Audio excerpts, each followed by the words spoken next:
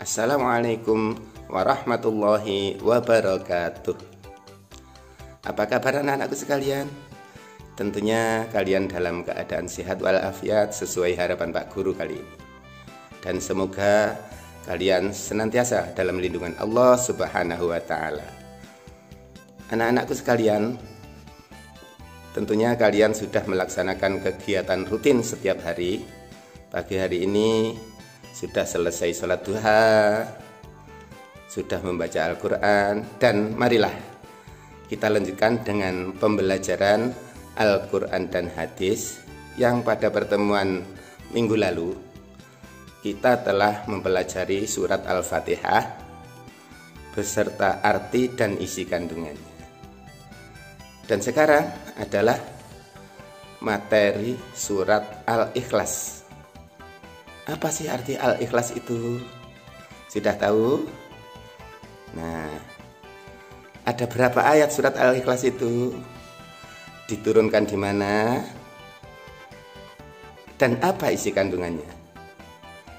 Nah, untuk jelasnya, marilah kita lanjutkan pembelajaran Al-Quran kali ini dengan mengikuti video pembelajaran sebagai berikut.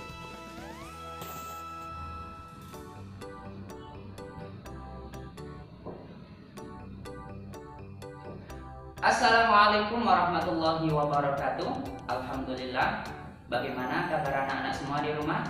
Tentu harapan Ustadz semoga semuanya sehat dan tetap semangat, karena dalam 2 minggu ini kita akan sekolah di rumah.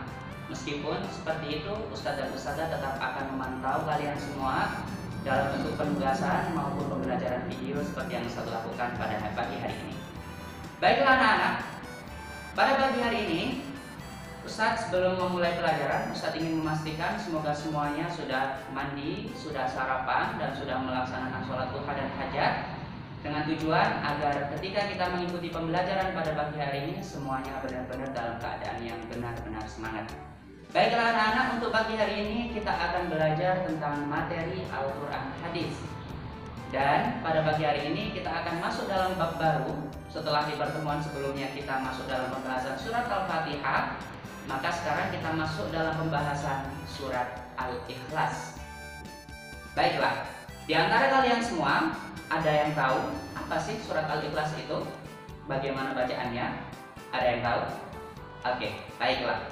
Surat Al-Ikhlas ini surat yang sering kita baca, yang lafalnya adalah Qul huwallahu ahad, Allahus samad, lam yalid wa lam yulad wa lam yakul lahu kufuwan ahad. Sudah ingat semuanya? Sudah bisa? Oke. Pembahasan kita pada pagi hari ini adalah seputar surat Al-Ikhlas. Surat Al-Ikhlas di dalam Al-Quran urutannya adalah surat yang ke-112. Jadi surat Al-Ikhlas ini urutannya di dalam Al-Quran adalah 112. Kemudian 113-nya adalah surat Al-Falaq, dan 114 atau surat yang terakhir adalah surat An-Nas. Oke. Surat Al-Ikhlas berjumlah 4 ayat. Jadi surat Al-Ikhlas memiliki 4 ayat. Qul huwallahu ahad, Allahus samad, lam yalid wa lam yulad wa lam yakul lahu kufuwan ahad. Baiklah, kita sudah mengetahui apa itu surat Al-Ikhlas. Kita juga sudah mengetahui urutan di dalam Al-Quran, dan juga kita sudah mengetahui jumlah ayat di dalam surat Al-Ikhlas. Sekarang kita akan masuk dalam pembahasan yang baru, yaitu surat Al-Ikhlas termasuk golongan surat Makkiyah atau Madaniyah. Ada yang tahu? Oke, surat Al-Ikhlas itu termasuk golongan surat Makkiyah. Pertanyaannya adalah, mengapa surat Al-Ikhlas disebut surat Makkiyah? Ada yang ingat tentang pembahasan ini? Di pertemuan-pertemuan selanjutnya kita sudah pernah membahas tentang Makkiyah dan juga Madaniyah. Yang ingat? Silakan dijawab. Oke. Surat Al-Ikhlas dikatakan surat Makkiyah karena diturunkan sebelum Rasulullah hijrah ke kota Madinah. Diulangi lagi sama Ustaz.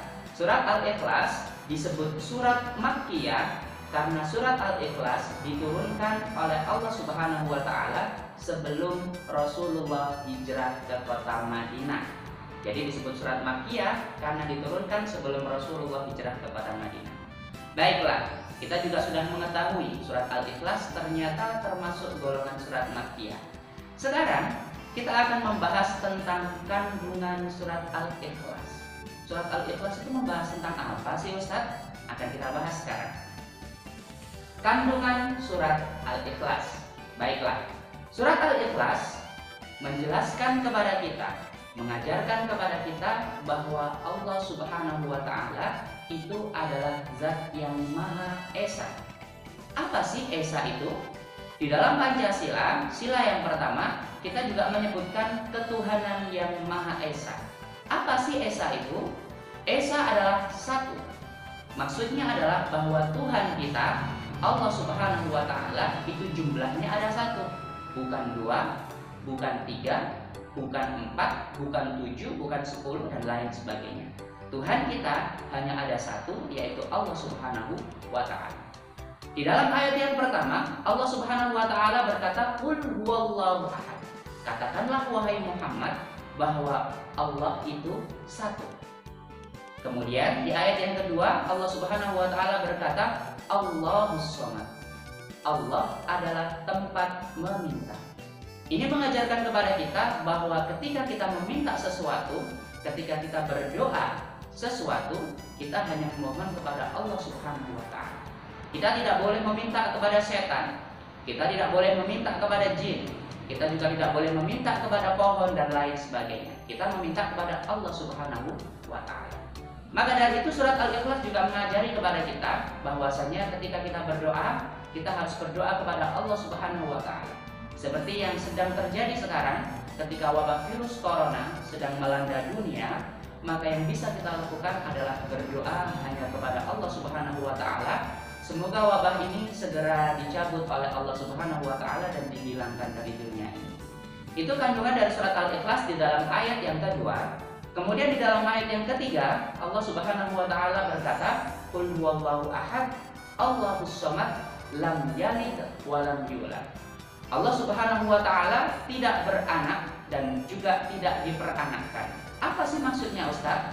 Maksudnya adalah Allah Subhanahu wa Ta'ala tidak dilahirkan oleh seorang ibu dan Allah Subhanahu wa Ta'ala tidak melahirkan seorang anak. Jadi Allah Subhanahu wa Ta'ala tetap ada satu.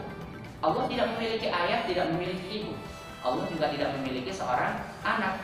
Karena sekali lagi Allah Subhanahu wa Ta'ala adalah Maha Esa yang jumlahnya hanya ada satu. Kemudian di ayat yang keempat, Allah Subhanahu wa Ta'ala berkata, "Qul huwallahu ahad, Allahus Shomad, lam yalid wa lam yulad wa lam yakul lahu kufuwan ahad." Artinya adalah bahwa di dunia ini tidak ada seorang pun yang bisa menandingi kekuasaan Allah Subhanahu wa Ta'ala. Syaitan tidak bisa menandingi Allah, jin juga tidak bisa menandingi Allah, apalagi manusia. Manusia juga tidak bisa menandingi Allah Subhanahu wa Ta'ala. Itu adalah kandungan yang dijelaskan di dalam surat Al-Ikhlas. Nah, anak-anak, bagaimana setelah mengikuti pembelajaran tadi? Tentunya sudah banyak tahu tentang surat Al-Ikhlas kali ini. Dan untuk tugas kali ini, anak-anak menulis surat Al-Ikhlas beserta artinya. Oke, selamat menjalankan kegiatan hari ini. Semoga berbahagia bersama keluarga. Dan dari kami, Pak Guru, mengucapkan billahi taufiq wal hidayah. Wassalamualaikum warahmatullahi wabarakatuh.